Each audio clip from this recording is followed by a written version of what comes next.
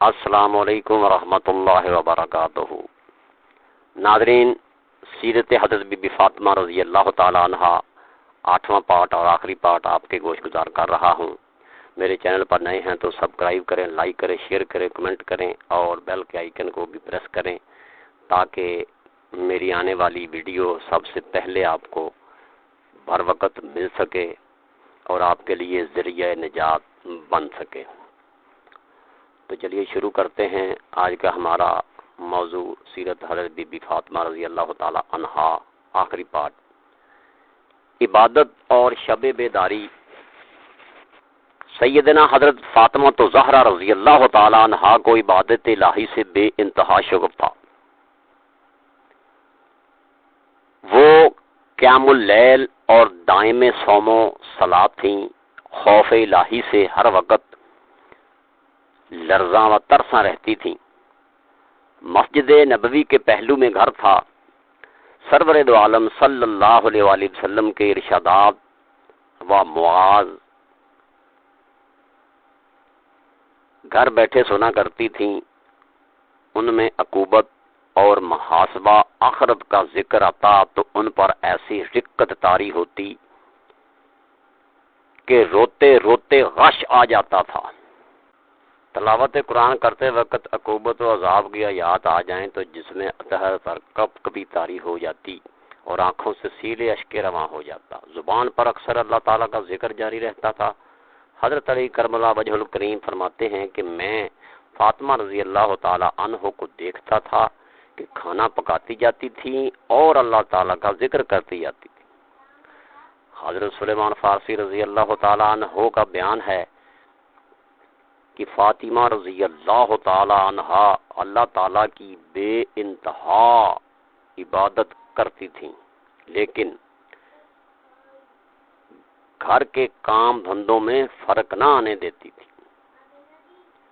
سیدنا حضرت حسن بن علی رضی اللہ تعالی عنہ فرماتے ہیں کہ میں اپنی والدہ محترمہ والدہ ماجدہ کو گھر کے کام دھندوں سے فرصت پانے کے بعد صبح سے شام تک محراب عبادت میں اللہ تعالیٰ کے آگے گریہ و زاری کرتے نہایت خشوع و خضوع کے ساتھ اس کی حمد و ثنا کرتے اور دعائیں مانگتے دیکھا کرتا تھا، اور یہ دعائیں وہ اپنے لیے نہیں بلکہ تمام مسلمان مردوں اور عورتوں کے لیے مانگتی تھیں۔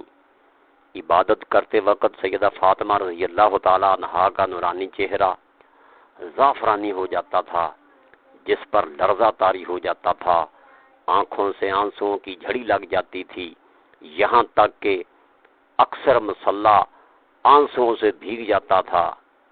ایک اور روایت میں حضرت حسن رضی اللہ تعالی عنہ بیان کرتے ہیں کہ ایک رات میری مادر گرامی نماز کے لیے گھریلو مسجد کی محراب میں کھڑی ہوئیں اور ساری رات نماز میں مشغول رہیں۔ اسی حالت میں صبح ہو گئی۔ مادر گرامی نے مومنین اور مومنات کے لیے بہت دعائیں مانگیں مگر اپنے لیے کوئی دعا نہ مانگی۔ میں نے عرض کیا، اماں جان، آپ نے سب کے لیے دعا مانگی لیکن آپ نے اپنے لیے کوئی دعا نہ مانگی۔ فرمایا، بیٹا، پہلا حق باہر والوں کا ہے، اس کے بعد گھر والوں کا۔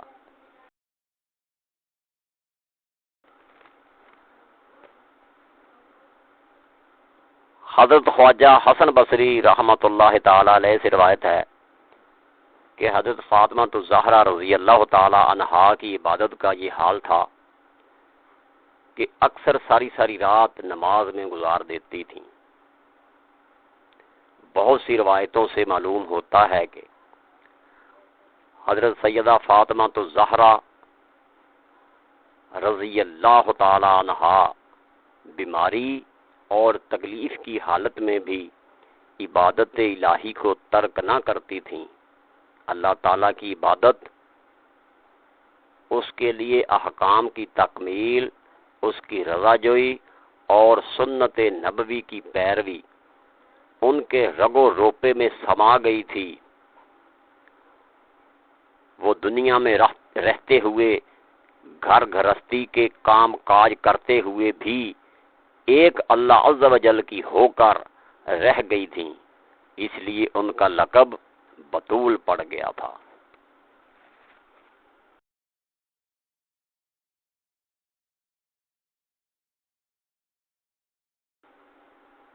اور بی بی فاطمہ رضی اللہ تعالی عنہا کا تھکن دور کرنے کا نسخہ کیا ہے؟ توجہ سے سنیں۔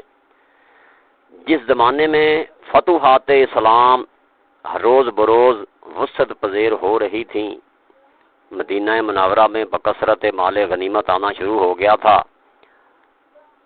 عرب میں یہ دستور تھا کہ فاتح کو لڑائی کے بعد جو مال غنیمت ہاتھ آتا اس کا 3/4 حصہ لشکر کا ہوتا اور 1/4 فریق غالب کے سردار کا۔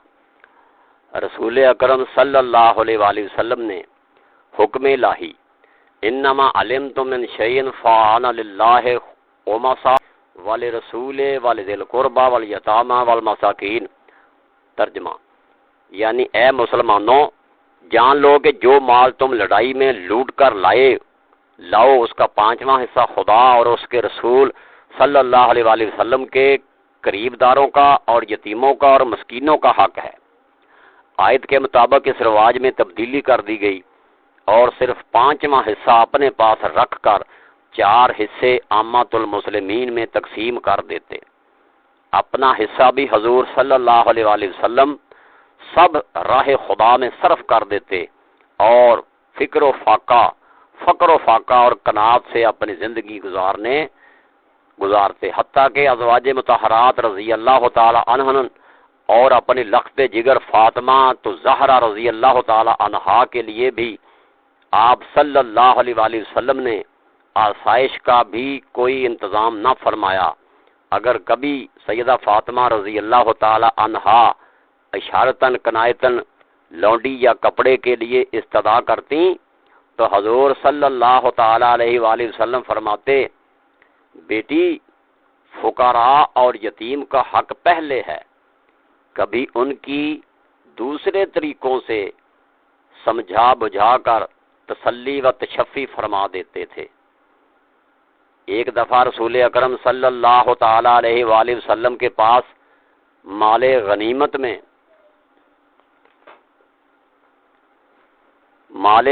میں کچھ غلام اور لونڈیاں آئیں تو حضرت علی کرم اللہ وجہہ کو معلوم ہوا تو انہوں نے سیدہ فاطمہ رضی اللہ تعالی عنہا سے فرمایا، فاطمہ، چکی پیستے پیستے تمہارے ہاتھوں میں آبلے یعنی چھالے پڑ گئے ہیں اور چولہا پھونکتے پھونکتے تمہارے چہرے کا رنگ متغیر ہو گیا ہے۔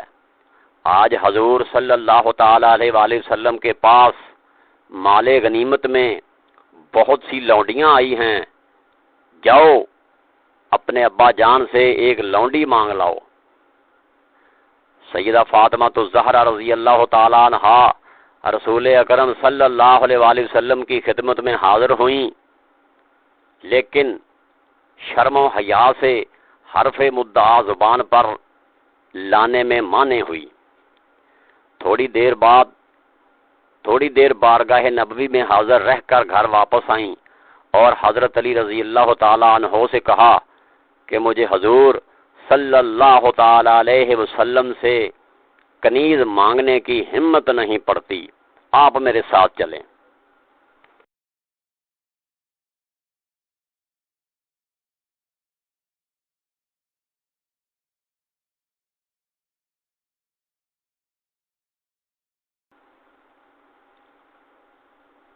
چنانچہ دوسرے دن دونوں میاں بیوی حضور صلی اللہ تعالی علیہ وآلہ وسلم کی خدمت میں حاضر ہوئے، اپنی تکلیف بیان کی اور ایک لونڈی کے لیے درخواست کی۔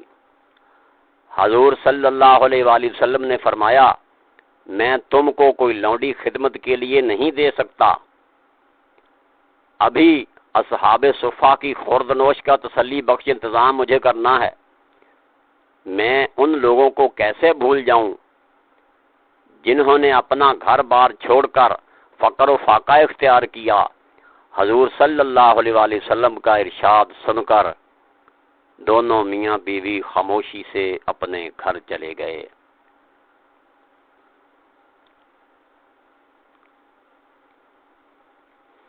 ایک دوسری روایت میں ہے کہ سیدہ فاطمہ رضی اللہ تعالی عنہا لونڈی مانگنے کے لیے سرور عالم صلی اللہ علیہ وآلہ وسلم کی خدمت میں حاضر ہوئیں تو وہاں لوگوں کا مجمع دیکھ کر کچھ کہہ نہ سکیں کیونکہ ان کے مزاج میں شرم و حیا بہت زیادہ تھی۔ آخر ام المومنین حضرت عائشہ صدیقہ رضی اللہ تعالیٰ عنہا سے اپنی ضرورت کا اظہار کر کے آئیں۔ ام المومنین رضی اللہ تعالیٰ عنہا نے حضور صلی اللہ تعالیٰ علیہ وسلم تک یہ بات پہنچائی تو دوسرے دن حضور صلی اللہ علیہ وآلہ وسلم خود حضرت علی رضی اللہ تعالیٰ عنہ اور سیدہ فاطمہ رضی اللہ تعالیٰ عنہا کے گھر تشریف لے گئے اور سیدہ رضی اللہ تعالیٰ عنہا سے پوچھا، فاطمہ رضی اللہ تعالیٰ عنہا کل تم کس غرض سے میرے پاس گئی تھی؟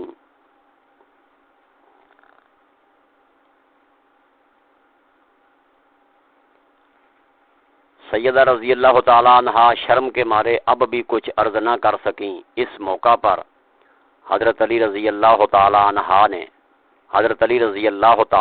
نے عرض کیا، یا رسول اللہ صلی اللہ علیہ وسلم، فاطمہ رضی اللہ تعالیٰ عنہا کی یہ حالت ہے کہ چکی پیستے پیستے ہاتھوں میں چھالے پڑ گئے ہیں، مشک بھرنے سے سینے پر رسی کے نشان ہو گئے ہیں، ہر وقت گھر کے کاموں میں مصروف رہنے سے کپڑے میلے ہو جاتے ہیں۔ کل میں نے ان سے کہا تھا کہ آج کل حضور صلی اللہ تعالی علیہ وآلہ وسلم کے پاس مال غنیمت میں لونڈیاں آئی ہوئی ہیں، تم جا کر اپنی تکلیف بیان کرو اور ایک لونڈی مانگ لاؤ تاکہ تمہاری تکلیف کچھ ہلکی ہو جائے۔ یہی درخواست لے کر یہ کل آپ کی خدمت میں حاضر ہوئی تھیں۔ رسول اکرم صلی اللہ علیہ وآلہ وسلم نے فرمایا، بیٹی بدر کے شہیدوں کے یتیم تم سے پہلے مدد کے حقدار ہیں۔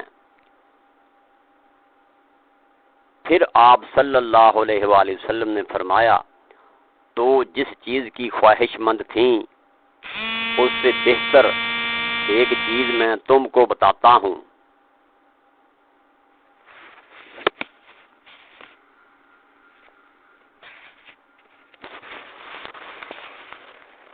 ہر نماز کے بعد 10 بار سبحان اللہ، الحمدللہ اور اللہ اکبر پڑھ کر اور سوتے وقت 33 مرتبہ سبحان اللہ، 33 مرتبہ الحمدللہ اور 34 مرتبہ اللہ اکبر پڑھ لیا کرو۔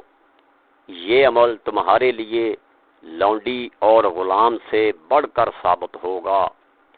سیدہ فاطمہ رضی اللہ تعالی عنہا نے عرض کیا، میں اللہ اور اللہ کے رسول صلی اللہ علیہ وآلہ وسلم سے اسی حال میں راضی ہوں عز و جل۔ ہاں تو ناظرین، یہ تھا ہمارا آج کا موضوع، سیرت حضرت بی بی فاطمہ رضی اللہ تعالی عنہا، جو کہ میں یکے بعد دیگرے 8 حصوں پر مشتمل سیرت حضرت بی بی فاطمہ پیش کر چکا ہوں۔ ناظرین، یہ ویڈیو بنانے میں بہت وقت درکار ہوتا ہے، چھوٹی سے چھوٹی بات بھی ذہن میں رکھ کر ویڈیو بنانی پڑتی ہے کہ کوئی بات غلط نہ ہو جائے، کوئی لفظ غلط نہ ہو جائے، کیونکہ یہ اسلام ہے، اسلام میں غلطی کی گنجائش نہیں ہے۔ لہذا ہماری کوشش ہوتی ہے کہ آپ تک اچھا سے اچھا مواد پیش کریں۔ تو سب سے پہلے میں نے ایک کتاب خریدی، سیرت حضرت بی بی فاطمہ، اس میں سے مخصوص واقعات چنیں جو آپ کی خدمت میں گوش گزار کیے۔ جہاں تک مجھے یاد پڑتا ہے کہ میں نے اپنی طرف سے مکمل تسلی کی ہے، تو اگر کہیں پر کوئی غلطی ہو جائے تو خدا میں اللہ سے دعا کروں گا کہ اللہ بھی مجھے معاف فرمائے اور آپ بھی۔ تو ناظرین، یہ ویڈیو بنانے میں بہت محنت لگتی ہے اور ہم آپ کے تعاون کے بے حد امیدگار ہیں، کیونکہ آپ کے تعاون سے ہی ہماری ویڈیو شیئر ہوگی۔ آپ ہماری ویڈیو کو شیئر بھی کریں، میرے چینل کو سبسکرائب لازمی کریں، کیونکہ آپ کا ہی تعاون ہے جو ہم آپ تک ویڈیو پہنچاتے ہیں۔ آپ ہمارے ساتھ تعاون کیا کریں۔ جزاک اللہ و خیرہ۔ تو ملتے ہیں نیکسٹ ویڈیو میں، تب تک کے لیے اجازت، اللہ نگہبان۔ جزاک اللہ و خیر۔